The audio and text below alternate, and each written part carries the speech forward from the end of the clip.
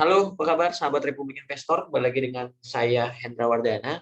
Di video kali ini saya akan coba kasih sudut pandang saya mengenai fenomena yang lagi ramai yang rencananya di bulan Juli akan ditiadakan mengenai data broker summary. Tapi di sini saya tidak membahas mengenai saya pro atau kontra terhadap hal itu, tapi di sini saya akan membahas dampak dari tidak terlihatnya broker summary terhadap saham-saham yang baru IPO seperti apa. Terus bagaimana cara kita menyikapi hal tersebut. Oke, sebelum video ini dimulai, buat teman-teman, tolong bantu YouTube channel Republik Investor untuk di-subscribe, like, di-share, dan kalau misalnya memang ada komentar terkait video ini atau ada masukan dari teman-teman, silakan komentar di kolom komentar. Oke, kita akan mulai videonya.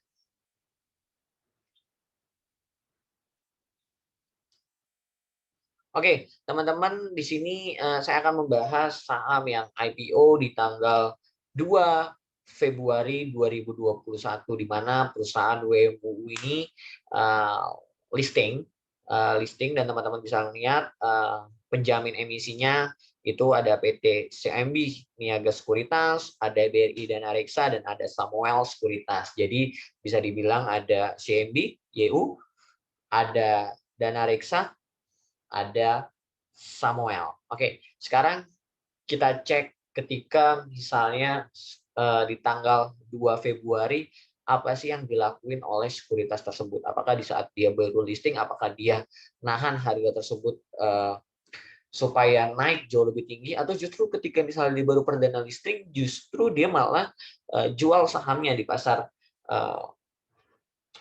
reguler. Kita lihat buat teman-teman. Saya akan cek lagi datanya tadi listing di tanggal 2 Februari. Nah, teman-teman bisa lihat nih, market cap-nya hanya 2,6 triliun. Nah, kenapa saya bilang kalau misalnya berdasarkan chart kita nggak akan bisa melihat, karena kan dia baru IPO pada saat 2 Februari. Kita nggak akan bisa melihat historinya karena belum terjadi. Nah, begitupun juga katakanlah kita melihat proyeksi saham secara fundamental pun, kalau misalnya kita beli sahamnya di IPO, belum tentu kita dapat barangnya semua dan sebagainya. Pasti kan kita akan dapatnya ketika misalnya dia di market. Nah, teman-teman bisa lihat nih, ketika misalnya kita ganti tanggalnya, katakanlah teman-teman bisa lihat, ini saya ganti tanggal 2 Februari, teman-teman bisa cek. Kita sama-sama cek di 2 Februari untuk saham WMUU. Nah, yang beli adalah pada saat 2 Februari itu Semesta Indomest, Mirai, Mandiri Sekuritas. Nah, teman-teman bisa kita lihat. Justru adalah beberapa sekuritas yang tadi saya bilang sebagai underwriter-nya atau sebagai penjaminnya itu ada Samuel Sekuritas, ada OD, BRI Dana Reksa, ada YU CMB Sekuritas. Ketika misalnya dia dapat di pasar perdana, justru dia malah jual di pasar sekunder di capital market, dia malah langsung jual sahamnya. Nah, ini terbukti ketika misalnya dia yang sebagai penjamin justru malah dia buang sahamnya Jadi kalau misalnya teman-teman bisa bayangin, ya yang udah dapat barangnya pada saat IPO justru malah buang. Nah, buat teman-teman nanti ke depannya ketika misalnya nggak ada data broker summary ini, kita nggak bisa melihat apakah saham tersebut layak atau tidak untuk kita beli. Nah, teman-teman bisa bayangin, justru di tanggal 2 Februari naik sampai candle weight Morobozu aja sampai high price-nya aja, justru di situ ada distribusi. Nah, di tanggal 3-nya pun kita coba cek, teman-teman bisa cek tanggal 3 Februarinya pun. Oke, teman-teman bisa kita cek bareng-bareng. Kita ganti tanggalnya 3 Februari. Sorry, belum ganti.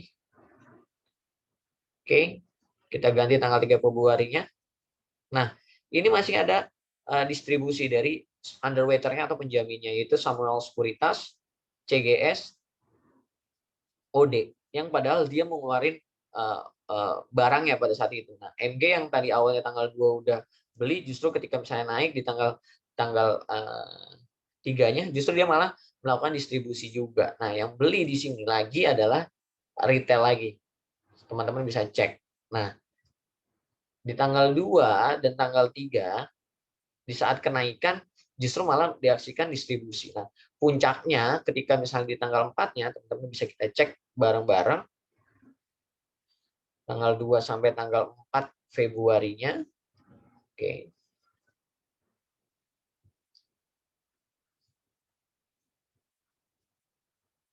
Nah, teman-teman bisa lihat YP 1,3, CC 1,2, PD 1 juta, dan siapa sih sellernya? Teman-teman bisa lihat nih, 3 sekuritas terbesar, yaitu Samuel Sekuritas 2,8, dan BRI Dana Reksa itu sekitar 1,4 juta, dan YU CIMB 1 juta lebih. Dia melakukan distribusi jual padahal dia sebagai underwriter-nya. Nah, secara tape reading, ketika misalnya data saat ini masih disajikan, kita bisa melihat real time sebenarnya. Pada saat hari pertama di IPO, layak nggak kita melakukan untuk coba trading di situ. Nah, kalau misalnya data ini disajikan, kita bisa melihat nih, mengukur layak nggak kita untuk beli. Nah, tapi kalau misalnya nanti datanya disajikan di akhir sesi, saya sih sarankan buat teman-teman tidak merekomendasikan saham yang baru listing untuk teman-teman coba untuk trading. Karena bisa dibilang, ya kita nggak tahu apakah di saat walaupun dia naik, justru sebagai penjaminnya dia melakukan distribusi jual atau tidak. Nah, ini salah satu contoh di saham WMUU yang sebagai underwriter-nya, sebagai penjaminnya, justru dia melakukan distribusi jualan. Oke, itu dari satu saham aja, WMUU, yang saya kasih contoh ke teman-teman. Nah, ada contoh lain. Ada contoh lain ketika misalnya saya kasih contoh, misalnya ini saham UNIKI. Nah, dia baru IPO nih di tanggal 8 Maret. Penjaminnya adalah PT Surya Fajar Sekuritas. Kita cek bareng-bareng. Tanggal 8. Nah, oke, sebentar. Kita cek market cap-nya dia. Nah, market cap-nya kecil banget, 433 juta. Ini market cap-nya ya. Nah, tanggal 8 Maret, kita cek di tanggal 8 Maret yang tadi teman-teman sudah lihat 8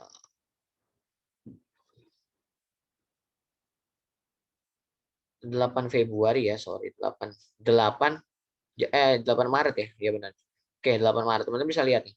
CC Ajaib Sekuritas 379. Nah, teman-teman bisa lihat distribusinya 1,6. Ini adalah SF Surya Fajar Sekuritas, di mana dia sebagai penjamin atau sebagai underwriter, tapi dia melakukan eksekusi distribusi justru di saat sahamnya dia di tanggal 8, ini dia katakanlah langsung auto reject, tapi dia malah melakukan jual pelan-pelan.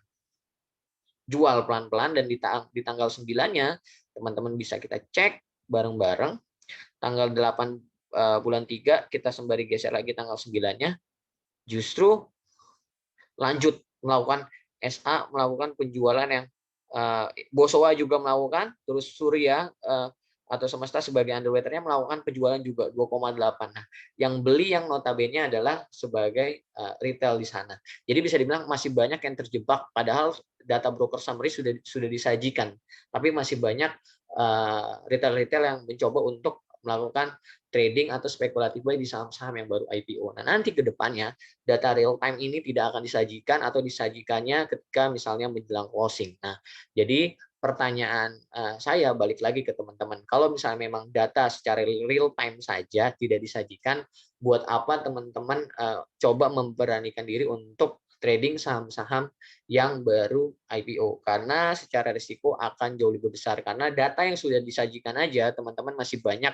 yang ibaratnya kena nyangkut di saham tersebut, apalagi disajikan datanya ketika misalnya menjelang closing. Jadi saran saya buat teman-teman lebih bijak lagi ketika nanti menyikapi di bulan Juli sudah tidak ada data broker summary, ya mau nggak mau kita harus melihat proyeksi saham tersebut secara fundamental. Kalau misalnya teman-teman beli sahamnya di pasar perdana tapi nggak dapat barangnya, jangan langsung ketika misalnya di pasar sekunder atau di market teman-teman langsung hajar kanan, jangan dulu, lebih baik sabar dulu, nanti ketika misalnya closing ngelihat tape reading-nya apakah underwater tersebut benar-benar jual atau tidak, karena kita nggak bisa melihat secara real time saham yang baru IPO itu tape reading-nya seperti apa. Oke, mungkin itu aja dari saya. Kalau misalnya memang video ini bermanfaat, silakan di-share ke teman-teman yang lain, dan kalau misalnya